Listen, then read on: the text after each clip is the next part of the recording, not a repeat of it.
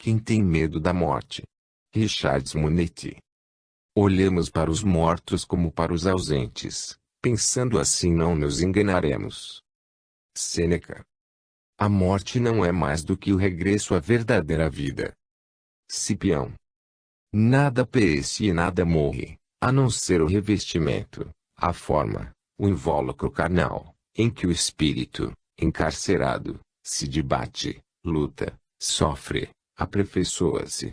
Morre a forma, essa carcaça, mas rebrilha a alma, esse gnomo de luz, e o que é essa existência do corpo? Um sopro, perante a existência da alma, a eternidade. Mortos andamos nós, os vivos, mortos na vida, para ressurgir vivos na morte. Alberto Veiga. Reunião concorrida. Para libertar-se do temor da morte é mister poder encará-la sob o seu verdadeiro aspecto. Isto é, ter penetrado pelo pensamento no mundo espiritual, fazendo dele uma ideia tão exata quanto possível. Allan Kardec. Numa palestra, há alguns anos, no Centro Espírita Amor e Caridade, de Bauru, falei sobre a morte. O trabalho estava dividido em duas partes. Inicialmente o tema foi exposto na forma de uma história ilustrada com os livros preparados por Misael Garbim, dedicado ao companheiro espírita da cidade de Mairenque. Na segunda parte respondi perguntas. Surpreendeu-me o interesse dos presentes. Dezenas de indagações foram formuladas. O mais incrível é que a palestra tem sido reprisada, anualmente, no mesmo local, com afluência crescente de público. Perto de 750 pessoas compareceram à última apresentação. O mesmo fenômeno em outras cidades. Muita gente, muitas perguntas. Algumas repetem-se, independente do tamanho da localidade, estado ou região, relacionadas com suicídio, acidentes fatais, desligamento, desencarne de crianças, doação de órgãos, cremação, cemitério, eutanásia, aborto, assassinato, imprudência, vício, premonição. Então surgiu a ideia de escrever este livro, onde as questões mais frequentes fossem abordadas. Uma espécie de cartilha de iniciação ao conhecimento da morte, algo que interessasse a toda gente, independente de crença, já que ninguém se eximirar de um contato direto ou indireto com ela, envolvendo seu próprio falecimento ou de um familiar. Em face de limitações pessoais, mas também para torná-lo acessível a qualquer leitor, evitamos a conceituação eminentemente técnica, bem como a abordagem erudita.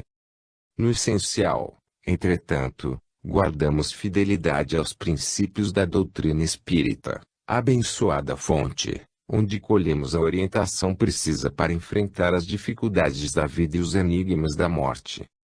Quanto ao mais, ficarei muito feliz se esta cartilha ajudar alguém a matar a morte, superando temores e dúvidas com a compreensão de que ela apenas transfere nossa residência para o plano espiritual. Bauru, junho de 1986. Bico de luz. Um homem transitava por estrada deserta, altas horas. Noite escura, sem luar, estrelas apagadas. Seguia apreensivo. Por ali ocorriam, não raro, assaltos. Percebeu que alguém o acompanhava. Olá! Quem vem aí? Perguntou, assustado. Não obteve resposta. Apressou-se, no que foi imitado pelo perseguidor. Correu. O desconhecido também. Apavorado, em desabalada carreira, tão rápido quanto suas pernas o permitiam, coração a galopar no peito, pulmões em brasa, passou diante de um bico de luz. Olhou para trás e, como por encanto, o medo desvaneceu-se. Seu perseguidor era apenas um velho burro, acostumado a acompanhar andarilhos. A história assemelha-se ao que ocorre com a morte. A imortalidade é algo intuitivo na criatura humana. No entanto, muitos têm medo, porque desconhecem inteiramente o processo e o que os espera na espiritualidade. As religiões, que deveriam preparar os fiéis para a vida além túmulo, conscientizando-os da sobrevivência e descerrando a cortina em que separa os dois mundos. Pouco fazem nesse sentido, porquanto limitam-se a incursões pelo terreno da fantasia.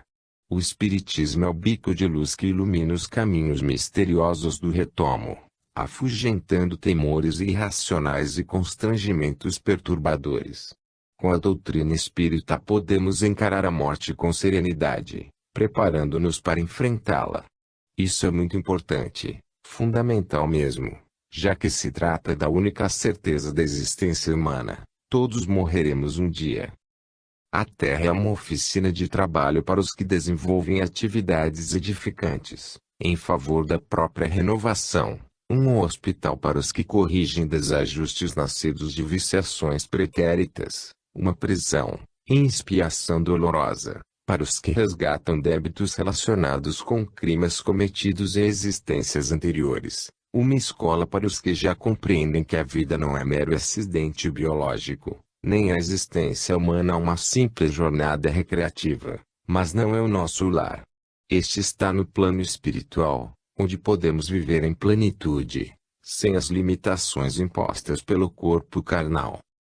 Compreensível, pois, que nos preparemos, superando temores e dúvidas, inquietações e enganos, a fim de que, ao chegar nossa hora, estejamos habilitados a um retorno equilibrado e feliz. O primeiro passo nesse sentido é o de tirar da morte o aspecto fúnebre, mórbido, temível, sobrenatural. Há condicionamentos milenares nesse sentido.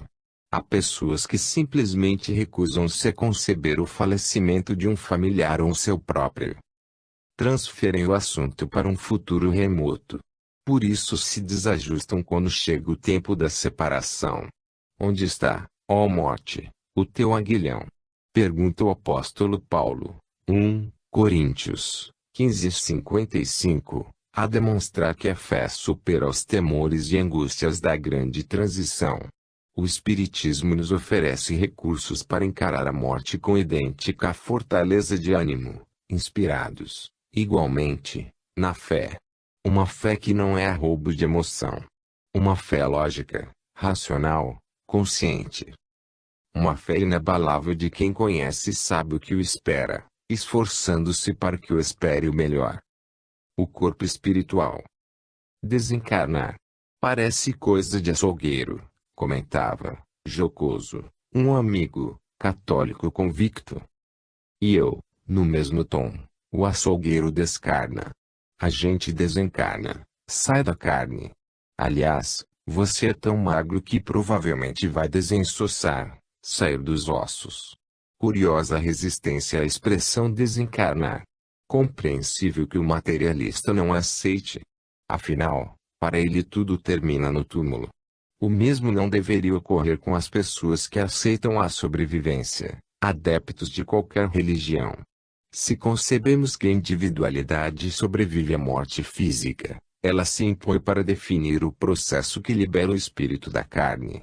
Imperioso para uma compreensão melhor do assunto considerar a existência do corpo espiritual ou perispírito, conforme explicam as questões 150 e 150-A, do Livro dos Espíritos. 150. A alma, após a morte, conserva sua individualidade? Sim, jamais a perde. Que seria ela, se não a conservasse? 150-A. Como comprova a alma sua individualidade, uma vez que não tem mais corpo material?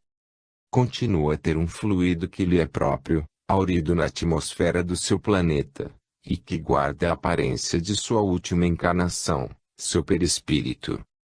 14. Richard de Simonetti. Bastante esclarecedoras são, também, as questões 135 e 135-A. Há no homem alguma outra coisa além da alma e do corpo? Há o laço que liga a alma ao corpo. De que natureza é esse laço? Semimaterial, isto é, de natureza intermédia entre o espírito e o corpo. É preciso que seja assim para que os dois se possam comunicar um com o outro. Por meio desse laço é que o espírito atua sobre a matéria reciprocamente. Comenta Kardec. O homem é, portanto, formado de três partes essenciais. 1. O corpo ou ser material, análogo ao dos animais e animado pelo mesmo princípio vital. 2. A alma, espírito encarnado que tem no corpo a sua habitação.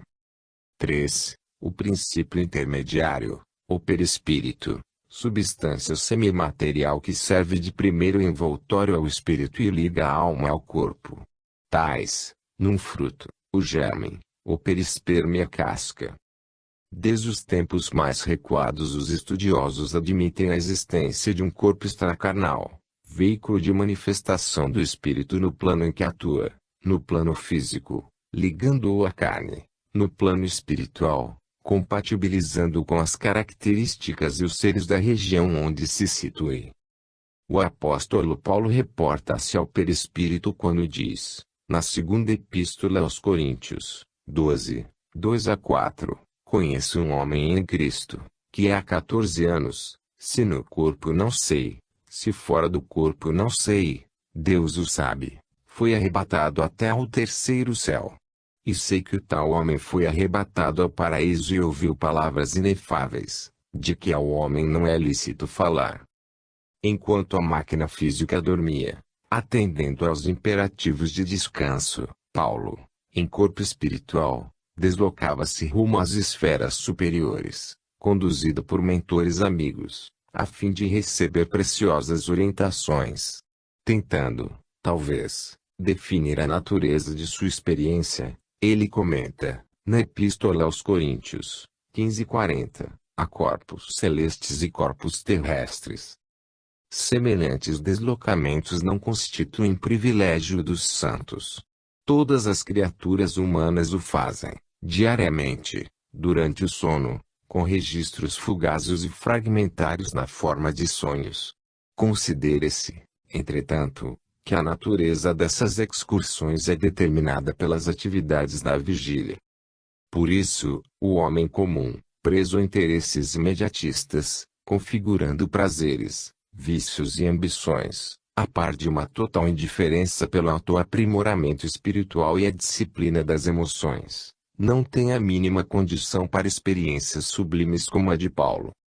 Todos morremos, diariamente, durante o sono. Mas, para transitar com segurança e lucidez nas regiões além-túmulo, nessas horas, aproveitando integralmente as oportunidades de aprendizado, trabalho e edificação, é preciso cultivar os valores do espírito durante a vigília. Caso contrário, estaremos tão à vontade no plano espiritual como peixes fora d'água. Concurso espiritual.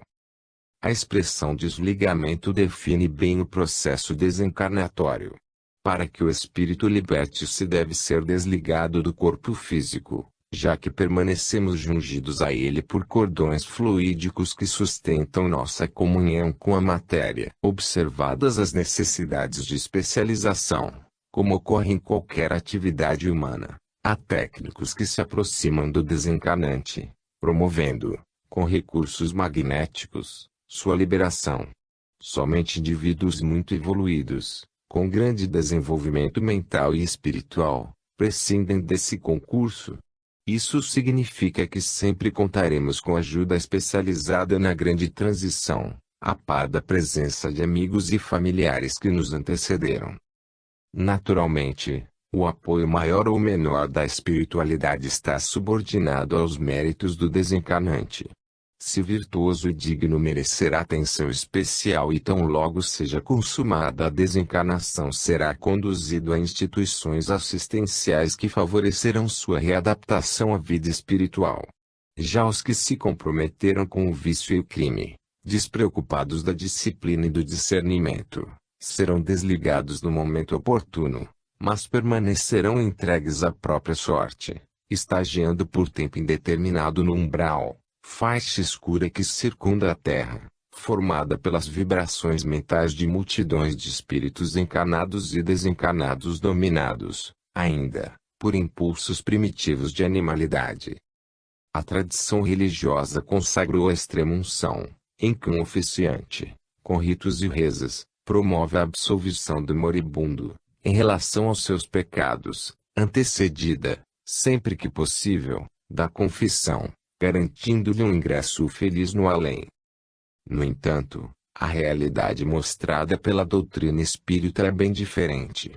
Fórmulas verbais e ritualísticas não têm repercussão nenhuma nos domínios da morte. O mesmo ocorre com o arrependimento formal, que reflete muito mais temor das sanções além-túmulo do que a consciência da própria indigência espiritual. O filho pródigo, na inesquecível parábola de Jesus, permaneceu à distância do conforto do lar, em angustiante situação, até que caiu em si, reconhecendo que vivia miseravelmente, enfrentando privações que não existiam nem mesmo para os servos mais humildes na casa paterna. Dispôs-se, então, a encetar a longa jornada de retorno. Para surpresa sua, foi recebido com júbilo imenso por seu pai. Filhos de Deus, criados à sua imagem e semelhança, dotados de suas potencialidades criadoras, intrinsecamente destinados ao bem, candidatamo-nos a longos estágios em regiões de sofrimento, além túmulo, sempre que nos comprometamos com o mal, até que, à semelhança do filho pródigo, reconheçamos nossa miséria moral e, sinceramente contritos, retomemos aos caminhos do Senhor, iniciando laboriosa jornada de renovação. Desligamento. A desencarnação, a maneira como o espírito, com seu revestimento perispiritual, deixa o corpo, é inacessível à ciência da Terra, em seu estágio atual de desenvolvimento, porquanto ocorre na dimensão espiritual, que nenhum instrumento científico, por mais sofisticado, tem conseguido devassar.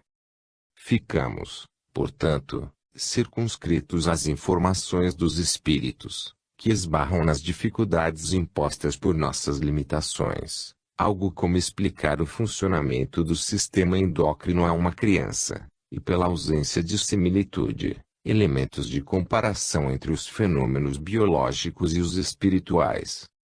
Sem entrar, portanto, em detalhes técnicos, poder-se-ia dizer que o desencarne começa pelas extremidades e vai se completando na medida em que são desligados os cordões fluídicos que prendem o espírito ao corpo. Sabe-se que o moribundo apresenta mãos e pés frios, um fenômeno circulatório, porquanto o coração enfraquecido não consegue bombear adequadamente o sangue.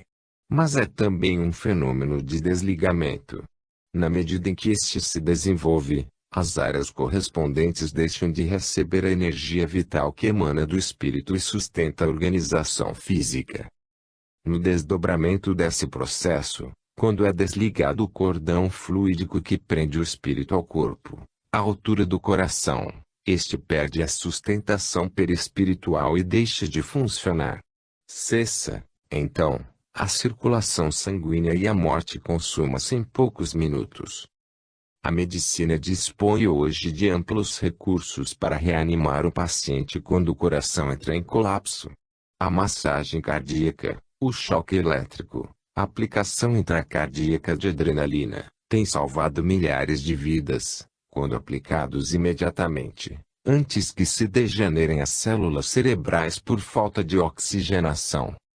Tais socorros são eficientes quando se trata de mero problema funcional, como infarte, um estrangulamento da irrigação sanguínea em determinada área do coração, em virtude de trombo ou de estreitamento da artéria. O infarte pode implicar em desencarne, mas nem sempre significa que chegou a hora da morte, tanto que são frequentes os casos em que a assistência médica recupera o paciente. Se, entretanto, a parada cardíaca for determinada pelo desligamento do cordão fluídico, nenhum médico, por mais hábil, nenhum recurso da medicina, por mais eficiente, operará o prodígio de reanimá-lo. O processo torna-se irreversível. Balanço. A iminência da morte dispara um curioso processo de reminiscência. O moribundo revive, em curto espaço de tempo, as emoções de toda a existência, que se sucedem em sua mente como um prodigioso filme com imagens projetadas em velocidade vertiginosa. É uma espécie de balanço existencial, Um levantamento de débito e crédito na contabilidade divina, definindo a posição do espírito ao retomar a espiritualidade, em face de suas ações boas ou más, considerando-se que poderão favorecê-lo somente os valores que as traças não roem nem os ladrões roubam, a que se referia Jesus, conquistados pelo esforço do bem. Trata-se de um mecanismo psicológico automático que pode ser disparado na intimidade da consciência sem que a morte seja consumada. São frequentes os casos em que o morto ressuscita, espontaneamente ou mediante a mobilização de recursos variados. Há médicos que vêm pesquisando o assunto, particularmente nos Estados Unidos, onde se destaca o Dr. Raymond Moody Jr., que no livro Vida Depois da Vida descreve experiências variadas de pessoas declaradas clinicamente mortas. Vale destacar que esses relatos confirmam as informações da doutrina espírita. Os entrevistados reportam seu balanço de suas existências. Abordam, também, temas familiares aos espíritas, como corpo espiritual ou perispírito, a dificuldade de perceber a condição de morto, o contato com benfeitores espirituais e familiares, a facilidade em sentir o que as pessoas estão pensando, a possibilidade de volitar, com incrível sensação de leveza, a visão dos despojos carnais e as impressões extremamente desagradáveis dos que tentaram o suicídio. As pesquisas revelaram que tais fenômenos são frequentes, envolvendo pacientes variados, e que estes geralmente silenciam a respeito, temendo ser julgados mentalmente debilitados. Em O Evangelho segundo o Espiritismo, Allan Kardec comenta que a universalidade dos princípios espíritas, concordância nas manifestações dos espíritos, obtidas através de múltiplos médiuns em diversos países, garante sua autenticidade, já que seria impossível uma coincidência tão generalizada. Da mesma forma, a autenticidade das pesquisas do Dr. Moody é demonstrada estatisticamente pelos relatos de centenas de pacientes que retornaram do além, abordando os mesmos aspectos a que nos referimos, não obstante professarem diferentes concepções religiosas, situarem-se em variadas posições culturais e sociais e residirem em regiões diversas. A experiência de reviver a própria existência em circunstâncias dramáticas pode representar para o redivivo uma preciosa advertência, conscientizando-o de que é preciso investir na própria renovação, a fim de não se situar falido no plano espiritual quando efetivamente chegar sua hora. Dificuldades do retorno. A progressiva debilidade do paciente, levando à inconsciência, representa uma espécie de anestesia geral para um espírito que, com raras exceções, dorme para morrer, não tomando conhecimento da grande transição. Indivíduos equilibrados, com ampla bagagem de realizações no campo do bem, superam a anestesia da morte, e podem perfeitamente acompanhar o trabalho dos técnicos espirituais. Isso poderá ocasionar-lhes algum constrangimento, como um paciente que presenciasse delicada intervenção cirúrgica em si mesmo, mas desfavorecerá a integração na vida espiritual. Consumado o desligamento, situar-se-ão plenamente conscientes, o que não ocorre com o homem comum que, dormindo para morrer, sente-se aturdido ao despertar, empolgado por impressões da vida material, particularmente aquelas relacionadas com as circunstâncias do desencarne. Companheiros familiarizados com as manifestações de espíritos sofredores, em reuniões mediúnicas, conhecem bem esse problema. Os comunicantes geralmente ignoram sua nova condição, queixam-se do descaso dos familiares, que não lhes dão atenção, sentindo-se perturbados e aflitos. Despreparados para a grande transição, não conseguem libertar-se das experiências da vida material. Situam-se como peixes fora d'água ou mais exatamente como estranhos doentes mentais, vivendo num mundo de fantasia, na intimidade de si mesmos. A dissipação desse turvamento mental pede concurso do tempo. O amparo dos benfeitores espirituais e as preces de familiares e amigos podem apressar o esclarecimento, mas, fundamentalmente, este estará subordinado ao seu grau de comprometimento com as fantasias humanas e à capacidade de assimilar as novas realidades. O despreparo para a morte caracteriza multidões que regressam todos os dias, sem a mínima noção do que as espera, após decênios de indiferença pelos valores mais nobres. São pessoas que jamais meditaram sobre o significado da jornada terrestre, de onde vieram, porque estão no mundo, qual o seu destino. Sem a bússola da fé e a bagagem das boas ações, situam-se perplexas e confusas. Nesse aspecto, forçoso reconhecer no Espiritismo um abençoado curso de iniciação às realidades além-túmulo. O espírita, em face das informações amplas e precisas que recebe, certamente aportará com maior segurança no continente invisível, sem grandes problemas para identificar a nova situação, embora tais benefícios não lhe confiram direito de ingresso em comunidades venturosas. Isso dependerá do que fez e não do que sabe.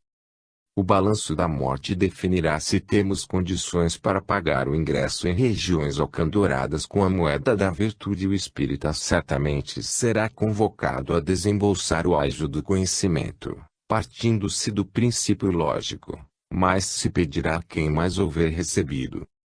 A melhora da morte. Diante do agonizante, o sentimento mais forte naqueles que se ligam a ele afetivamente é o de perda pessoal. Meu marido não pode morrer. Ele é o meu apoio, minha segurança. Minha esposa querida. Não me deixei, não poderei viver sem você. Meu filho, não se vá. Você é muito jovem. Que será de minha velhice sem o seu amparo? Curiosamente, ninguém pensa no moribundo. Mesmo os que aceitam a vida além túmulo multiplicam-se em vigílias e orações, recusando admitir a separação. Esse comportamento ultrapassa os limites da afetividade, desembocando no velho egoísmo humano, algo parecido com o presidiário que se recusa a aceitar a ideia de que seu companheiro de prisão vai ser libertado. O exacerbamento da mágoa, em gestos de inconformação e desespero, gera fios fluídicos que tecem uma espécie de teia de retenção, a promover a sustentação artificial da vida física.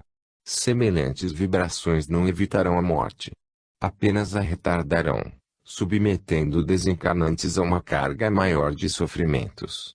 É natural que, diante de sério problema físico a se abater sobre alguém muito caro ao nosso coração, experimentemos apreensão e angústia. Imperioso, porém, que não resvalemos para a revolta e o desespero, que sempre complicam os problemas humanos, principalmente os relacionados com a morte. Quando os familiares não aceitam a perspectiva da separação, formando a indesejável teia vibratória, os técnicos da espiritualidade promovem, com recursos magnéticos, uma recuperação artificial do paciente que, mais para lá do que para cá, surpreendentemente começa a melhorar, recobrando a lucidez e ensaiando algumas palavras. Geralmente tal providência é desenvolvida na madrugada. Exaustos, mas aliviados, os retentores vão repousar, proclamando: graças a Deus! O Senhor ouviu nossas preces. Aproveitando a trégua na vigília de retenção, os benfeitores espirituais aceleram o processo desencarnatório e iniciam o desligamento. A morte vem colher mais um passageiro para o além. Raros os que consideram a necessidade de ajudar o desencarnante na traumatizante transição. Por isso é frequente a utilização desse recurso da espiritualidade, afastando aqueles que, além de não ajudar, atrapalham. Existe até um ditado popular a respeito do assunto: foi a melhora da morte. Melhorou para morrer. Recurso infalível. A morte, com raras exceções, é traumatizante. Afinal, o espírito deixa um veículo de carne ao qual está tão intimamente associado que se lhe afigura, geralmente, parte indissociável de sua individualidade, ou toda ela para os materialistas. Por outro lado, raros estão preparados para a jornada compulsória, quando deixamos a canhada e luta das percepções físicas rumo ao glorioso continente das realidades espirituais. Impregnados por interesses e preocupações materiais, os viajores enfrentam compreensíveis percalços. Em tal circunstância, tanto o paciente que enfraquece paulatinamente, quanto os familiares em dolorosa vigília, podem valer-se de um recurso infalível, a oração. Por suas características eminentemente espiritualizantes, representando um esforço por superar os condicionamentos da terra para uma comunhão com o céu, ela favorece uma viagem tranquila para os que partem.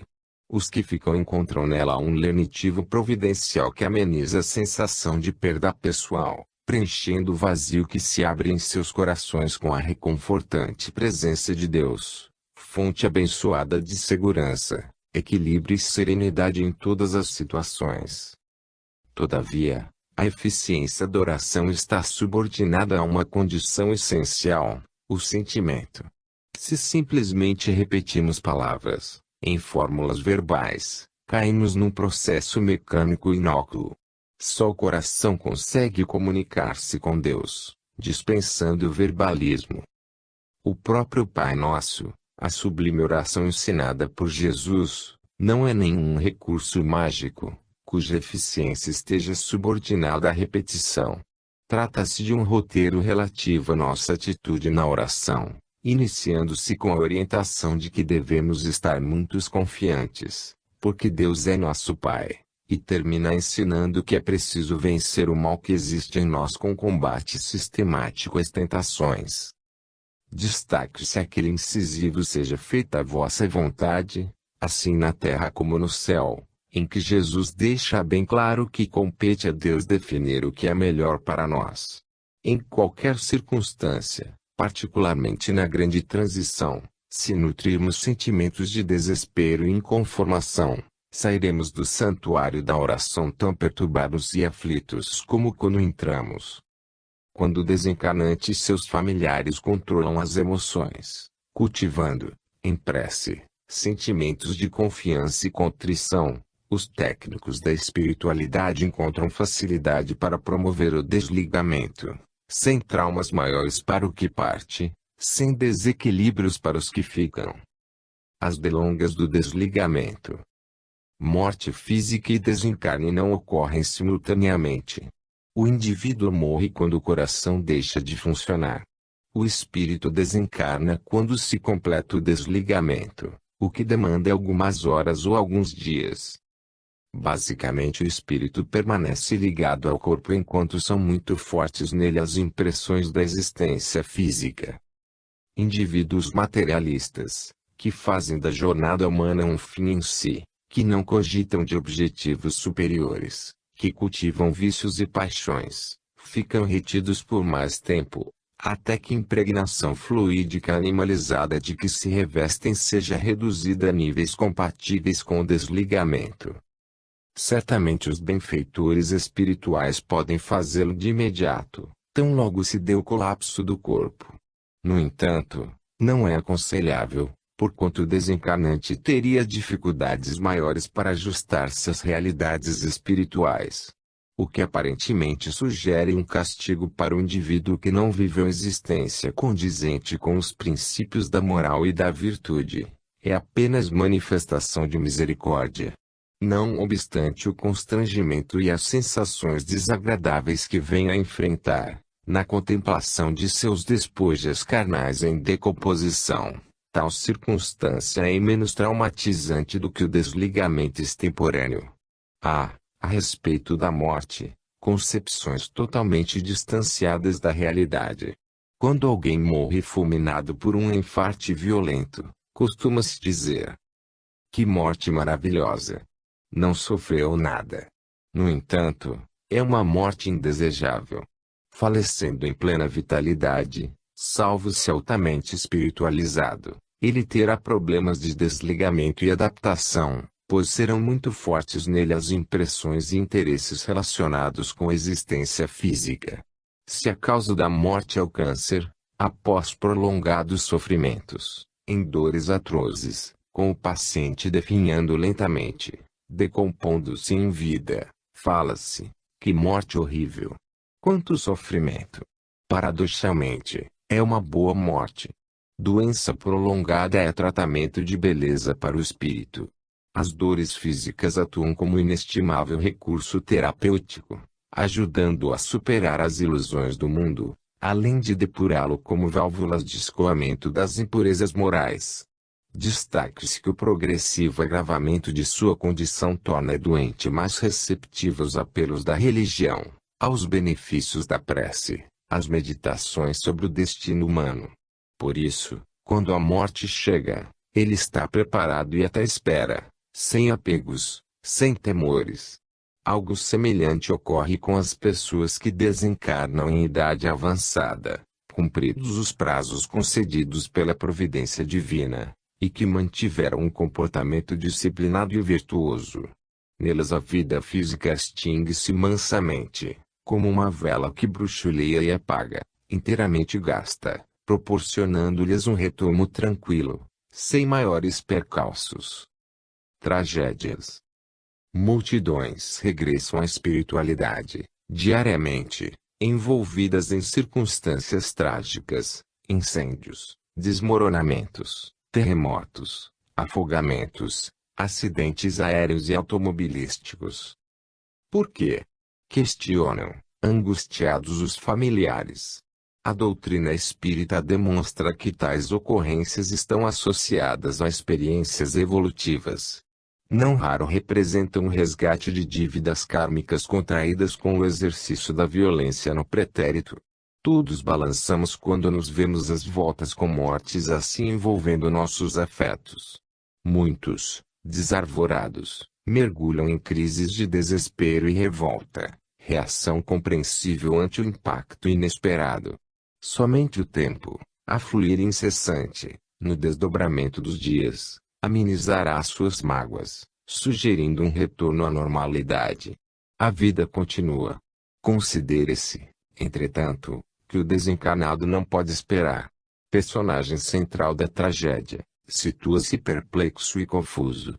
Embora amparado por benfeitores espirituais, enfrenta previsíveis dificuldades de adaptação, sentindo repercutir nele próprio as emoções dos familiares.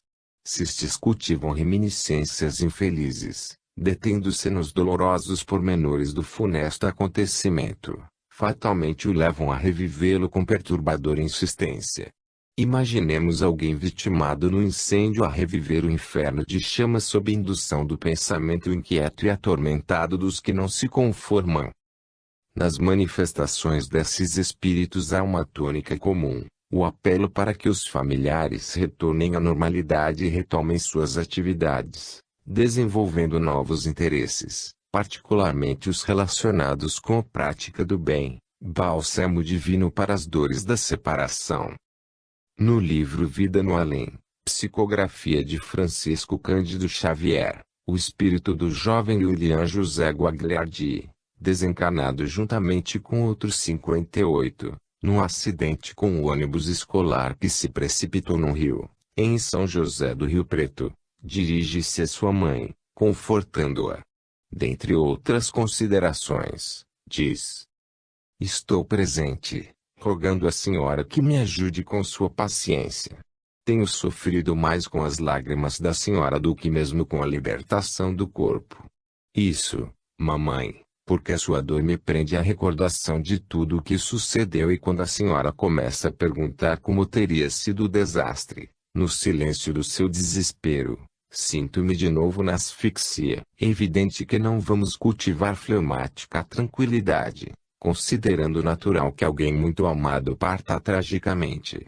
Por mais ampla seja a nossa compreensão, sofreremos muito. Talvez não exista angústia maior. Imperioso, contudo, que mantenhamos a serenidade, cultivando confiança em Deus, não por nós apenas, mas, sobretudo em benefício daquele que partiu. Mais do que nunca ele precisa de nossa ajuda. Fuga comprometedora. Sem dúvida, A mais trágica de todas as circunstâncias que envolvem a morte, de consequências devastadoras para o desencarnante, é o suicídio. Longe de enquadrar-se como expiação ou provação, no cumprimento de desígnios divinos, o autoaniquilamento situa-se por desastrada fuga, uma porta falsa em que o indivíduo, julgando libertar-se de seus males, precipita-se em situação muito pior. O maior sofrimento da terra não se compara ao nosso, dizem, invariavelmente, suicidas que se manifestam em reuniões mediúnicas. Tormentos indescritíveis desabam sobre eles a partir da consumação do gesto lamentável. Precipitados violentamente na espiritualidade, em plena vitalidade física, revivem, ininterruptamente, por largo tempo, as dores e emoções dos últimos instantes, confinados em regiões tenebrosas onde, segundo a expressão evangélica, há choro e ranger de dentes. Um dos grandes problemas do suicida é o lesionamento do corpo perispiritual.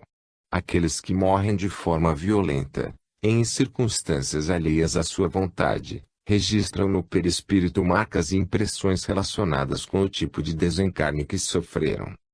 São, entretanto, passageiras e tenderão a desaparecer tão logo ocorra sua plena reintegração na vida espiritual. O mesmo não ocorre com o suicida, que exibe na organização perispiritual ferimentos correspondentes à agressão cometida contra o corpo físico. Se deu um tiro no cérebro, terá grave lesão na região correspondente. Se ingeriu soda cáustica, experimentará extensa ulceração à altura do aparelho digestivo. Se atirou-se diante de um trem, exibirá traumas generalizados. Tais efeitos, que contribuem em grande parte para os sofrimentos do suicida, exigem, geralmente, um contato com nova estrutura carnal, na experiência reencarnatória, para serem superados. E fatalmente se refletirão nela. O tiro no cérebro originará dificuldades de raciocínio. A soda cáustica implicará em graves deficiências no aparelho digestivo. O impacto violento sob as rodas do trem ensejará complexos quadros neurológicos. Como ocorre em todos os casos de morte violenta, o suicida experimentará inevitável agravamento de seus padecimentos na medida em que a família mergulhe no desespero e na inconformação, exacerbados, não raro, por complexos de culpa. Ah! Se tivéssemos agido diferente! Se lhe dessemos mais atenção! Se procurássemos compreendê-lo! Inútil conjecturar em torno de fato consumado. Diante de um ferido, em grave e inesperado desastre, seria contraproducente estarmos a imaginar que poderia não ter acontecido se agíssemos diferente. Aconteceu. Não pode ser mudado. Imperioso manter o equilíbrio e cuidar do paciente. O mesmo ocorre com o suicida. Ele precisa, urgentemente, de auxílio. Indispensável que reajamos ao desespero e cultivemos a oração. Este é o bálsamo confortador, o alento novo para seus padecimentos no além, o grande recurso capaz de reerguê-lo. E se nos parece desalentador atentar às prolongadas e penosas experiências do companheiro que partiu voluntariamente, consideremos que seus sofrimentos não serão inúteis. Representarão para ele um severo aprendizado, amadurecendo-o e habilitando-o a respeitar a vida e a voltar-se para Deus. Morte de crianças. O desencarne na infância, mesmo em circunstâncias trágicas, é bem mais tranquilo, porquanto nessa fase o espírito permanece em estado de dormência e desperta lentamente para a existência terrestre. Somente a partir da adolescência que entrará na plena posse de suas faculdades. Alheio às contingências humanas ele se cima de envolvimento com vícios e paixões que tanto comprometem a experiência física e dificultam um retorno equilibrado à vida espiritual. O problema maior é a teia de retenção, formada com intensidade, porquanto a morte de uma criança provoca grande comoção, até mesmo em pessoas não ligadas a ela diretamente. Símbolo da pureza e da inocência, alegria do presente e promessa para o futuro, O pequeno ser resume as esperanças dos adultos que se recusam a encarar a perspectiva de uma separação. Em favor do desencarnante é preciso imitar atitudes como a de Amaro, personagem do livro Entre a Terra e o Céu, do espírito André Luiz, psicografia de Francisco Cândido Xavier, diante do filho de 1 ano, desenganado pelo médico, avizinhar-se da morte. Na madrugada, enquanto outros familiares dormem, ele permanece em vigília, meditando. Descreve o autor.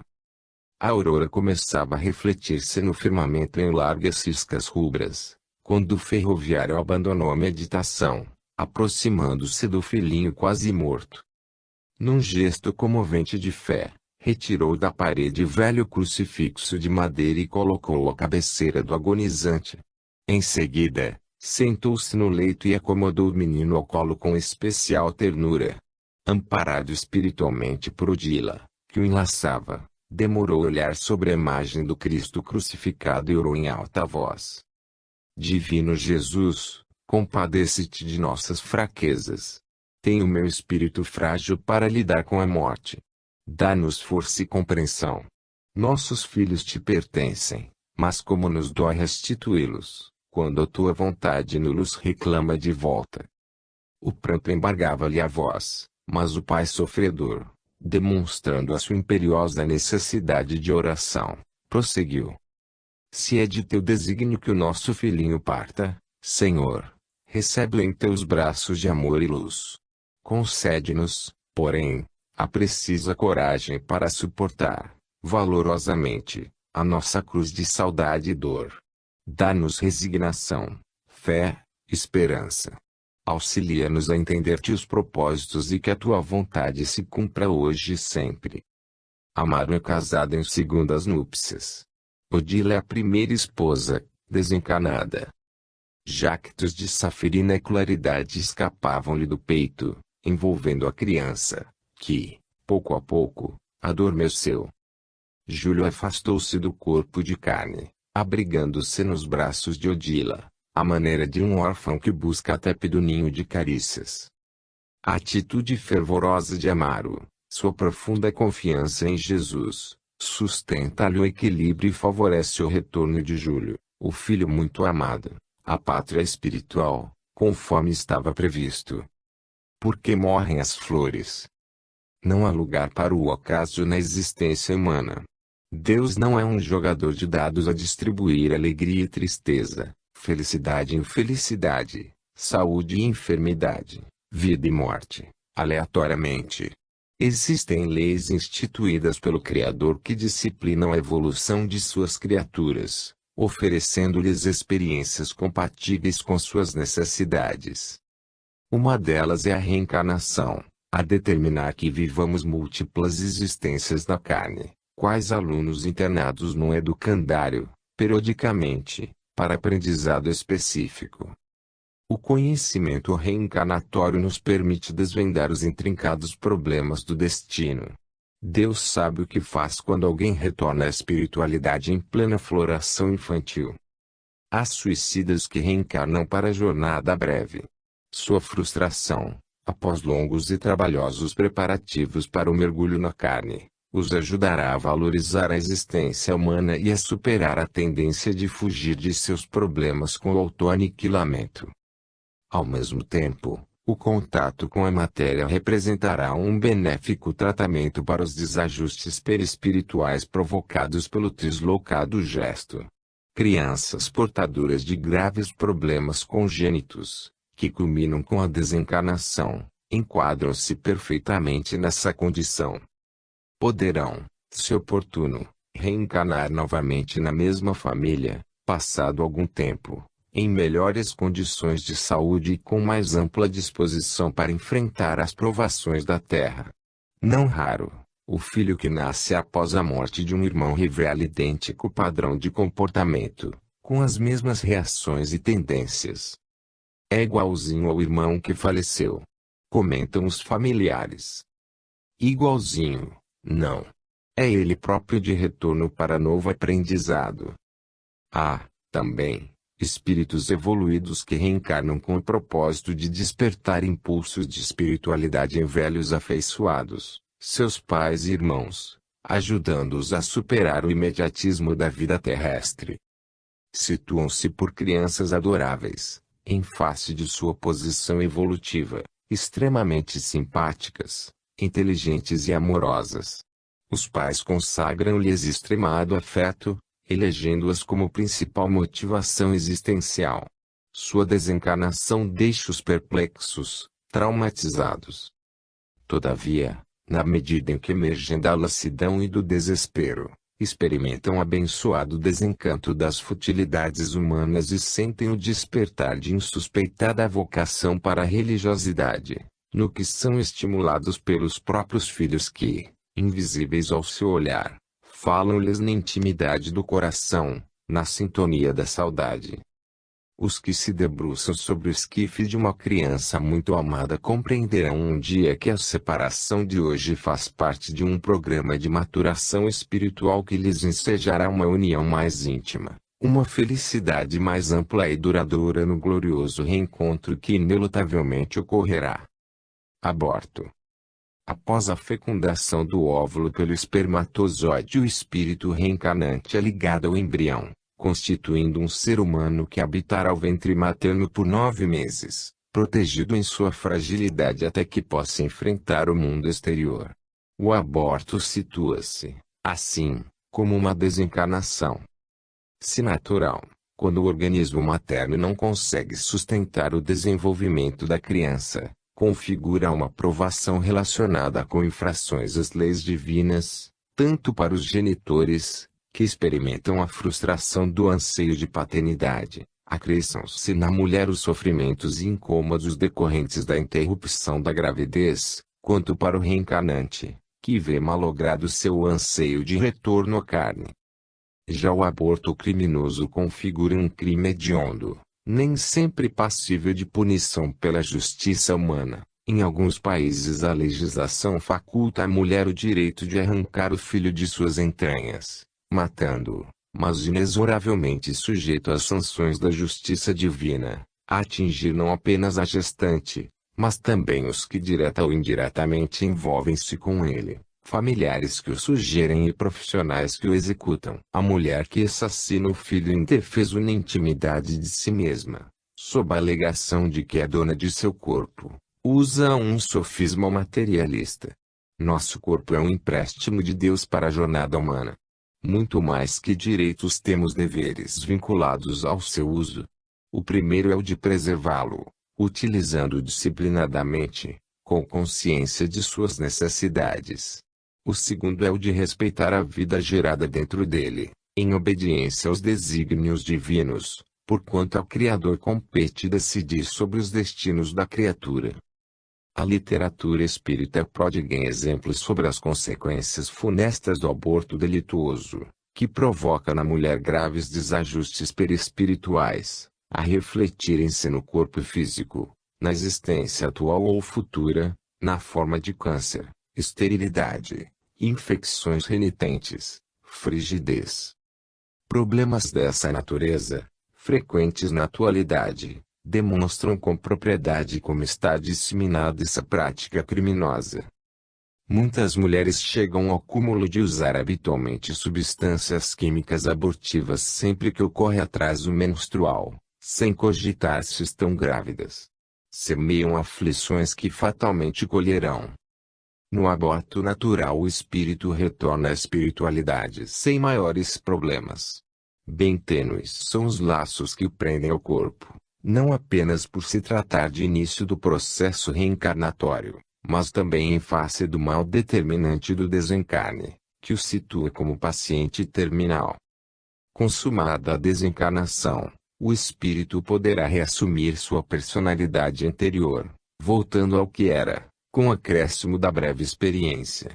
Se não detiver suficiente maturidade mental para isso, permanecerá na espiritualidade como um recém-nascido, à espera do concurso do tempo, que o habilite a retomar a consciência de si mesmo, desenvolvendo-se como uma criança, ou preparando-se para novo mergulho na carne. No aborto criminoso a situação é mais complexa. O espírito sofre o trauma provocado pela morte violenta, embora amenizado pelo fato de não estar comprometido com os enganos do mundo. Tratando-se de algo não programado, fruto da irresponsabilidade dos pais, sua frustração será maior. A readaptação será semelhante à do espírito vitimado pelo aborto natural. Considere-se, entretanto, que, se moralmente imaturo, sua expulsão poderá provocar nele acirrado rancor contra os pais, transformando-o em perseguidor implacável daqueles que recusaram conceder-lhe a oportunidade do recomeço. Muitos males que afligem a mulher, após o crime do aborto, prolongando-se indefinidamente, não obstante os recursos da medicina, nascem dessa influência. Consciência do erro. O conhecimento espírita tem evitado que muitas mulheres comprometam-se no aborto provocado, esse assassinato intrauterino, mas constitui, também, um tormento para aquelas que o praticaram. Medo, remorso, angústia, depressão, são algumas de suas reações. Naturalmente isso ocorre sempre que somos informados do que nos espera em face de um comportamento desajustado. No entanto, equivocados estão os que pretendem ver na doutrina espírita a reedição de doutrinas escatológicas fustigantes e anatematizadoras. Estribando-se na lógica e no raciocínio e exaltando a liberdade de consciência, o Espiritismo não condena, esclarece, não ameaça, conscientiza. E muito mais que revelar o mal que há no homem, tem por objetivo ajudá-lo a encontrar o bem. Espíritos imaturos, comprometidos com leviandades e inconsequências, somos todos, ou não estaríamos na Terra, planeta de expiação e provas. Pesa sobre nossos ombros o passado delituoso, impondo-nos experiências dolorosas. Nem por isso devemos atravessar a existência cultivando complexos de culpa. O que distingue a mulher que praticou o aborto é apenas uma localização no tempo. Ela se comprometeu hoje, tanto quanto todos nos comprometemos com malhas talvez mais graves, em vidas anteriores. E se muitos estão resgatando seus crimes nas grades do sofrimento, com cobrança rigorosa da justiça divina, simplesmente porque nada fizeram a respeito, há que se considerar a possibilidade de nos redimirmos com o exercício do bem. Misericórdia quero e não sacrifício, diz Jesus, lembrando o profeta Oséias, Mateus 9.13, a demonstrar que não precisamos nos flagelar ou esperar que a lei divina nos flagele para resgate de débitos. O exercício da misericórdia, no empenho do bem, oferece-nos opção mais tranquila. A mulher que cometeu o crime do aborto pode perfeitamente renovar seu destino dispondo-se a trabalhar em favor da infância desvalida, e iniciativas como adoção de filhos, socorro a crianças carentes, trabalho voluntário em creches, berçários ou orfanatos. Seu empenho nesse sentido proporcionar-lhe a preciosa iniciação nas bênçãos da caridade e do amor, habilitando-a à renovação e ao reajuste, sem traumas e sem tormentos. Solução infeliz. O termo eutanásia, cujo significado é morte feliz, foi criado pelo filósofo Francis Bacon.